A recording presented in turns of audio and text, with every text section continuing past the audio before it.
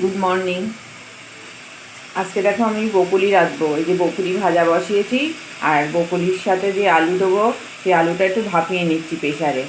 আর এখানে আমি পেঁয়াজ আদা রসুন বেটে রেখেছি।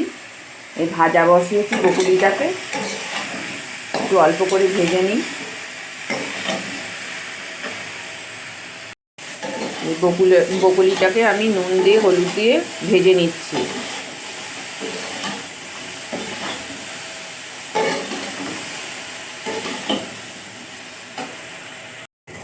এখানে আমি পেঁয়াজ আদা রসুন বেটে নিয়েছিলাম, সেটা আমি এই কষিয়ে নিচ্ছি। এর মধ্যে এবার আমি হলুদ গুঁড়ো দেব। এই যে বকুলিটাকে ভেজে বাটিতে তুলে রেখেছি, এবার এর মধ্যে আমি অল্প করে হলুদ দিলাম। এবার একটু জিরের গুঁড়ো দেব,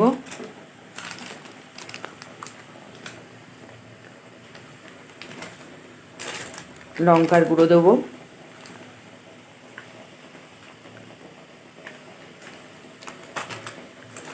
আর একটু ধনের গুঁড়ো দেবো।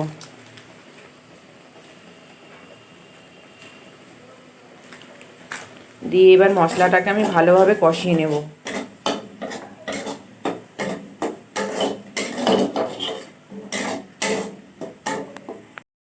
মশলাটা আমার কষানো হয়ে গেছে। এবার এর মধ্যে আমি এই বকুলিটা দিয়ে দেব, ভাজা বকুলিটা। এই আলুটাও ভাপিয়ে রেখেছিলাম, সেটাও দিয়ে দেব। দিয়ে এবার এটাকে ভালোভাবে কষিয়ে নেব মশলার সাথে।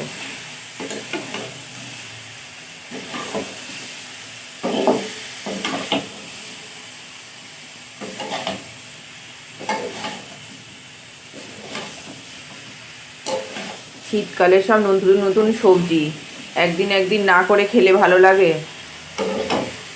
আমরা তো এমনি বকুলি খেতে ভালোই বাসি। তোমরা কে কেমন বকুলি খেতে ভালোবাসো? আমাদের ভালোই লাগে। এইভাবে রান্না করে খেয়ে দেখবে, পেঁয়াজ রসুন খেতে ভালোই লাগে।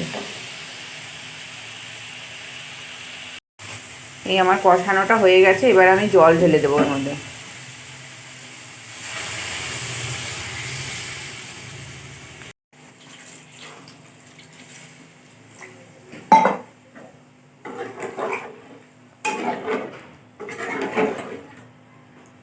এবার এর মধ্যে আমি স্বাদ মতন চিনি দেব, দিয়ে খানিকক্ষণ ফুটতে দেব।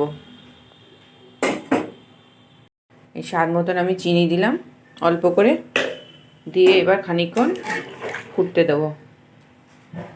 নামানোর আগে আমি ঘি গরম মশলা দিয়ে নামিয়ে দেব।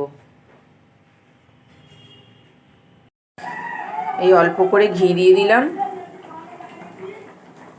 আর এখানে অল্প করে গরম মশলা দিয়ে দিলাম। দিয়ে এবার এটাকে নামিয়ে ফেলবো। আমার হয়ে গেছে, তো মিশিয়ে দিলাম। বকুলি রান্না আমার হয়ে গেল।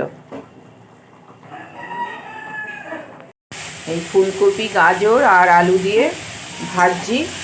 এর মধ্যে লঙ্কা চিড়ে দিয়েছি আর নুন হলুদ দেবো।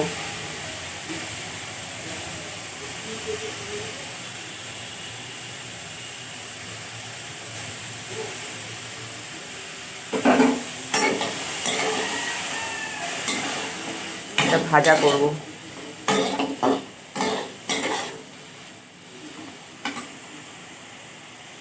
এই আমরা এখন ভাত খেয়ে উঠলাম। আজকে একটা স্পেশাল জিনিস তৈরি হবে। এখন যেহেতু শীতকাল, পিঠে পায়েস খাওয়ার উৎসবের দিন, তাই হচ্ছে আজকে আমাদের বাড়িতে পিঠে হবে। দেখো মা তৈরি করছে। পিঠে হবে বলো তো? পুলি পিঠে বানাবে আজকে। ওই যে চালের গুঁড়ো দিয়ে আটা মেখে রেখেছে, গরম জল করে আটা তৈরি করেছে, আর এখানে নারকেলের ছেই তৈরি করে রেখেছে। এখন এই ভাত টাত খেয়ে উঠলাম, উঠে এই এখন সবাই মিলে পুলি তৈরি করব, করে সন্ধ্যাবেলায় পুলি পিঠে হবে।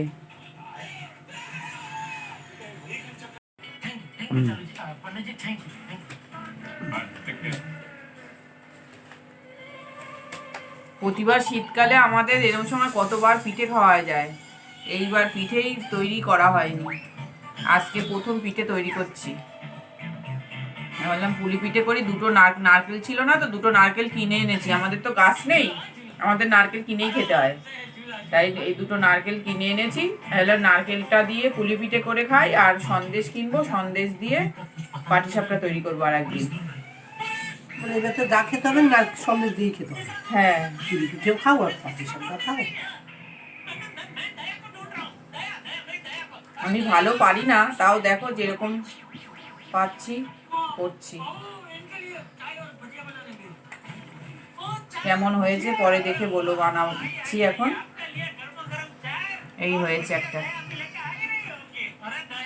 আগে আগে এবার এসে হচ্ছে বলে আমি একটা বানাবো তা করে কয়েকটা বানায়। আজকে বলছি আয়, বলছে তোমরা করতে থাকো, আমি পরে করব। এই দেখো আমাদের পুলি তৈরি করেছি, আর এই দুধ জাল বসিয়েছি হাঁড়িতে, এই যে এখনো ফোটেনি।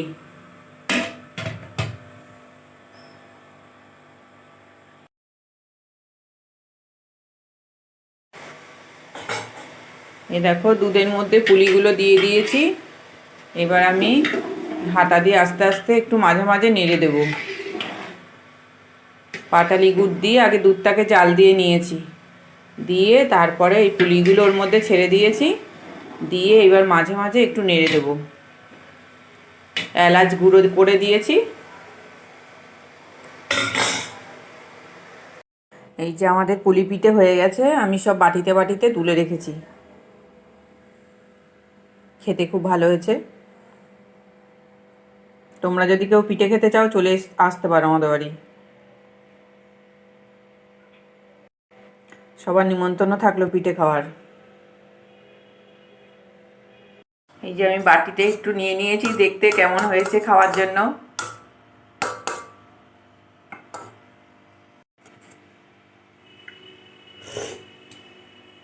ভালোই হয়েছে।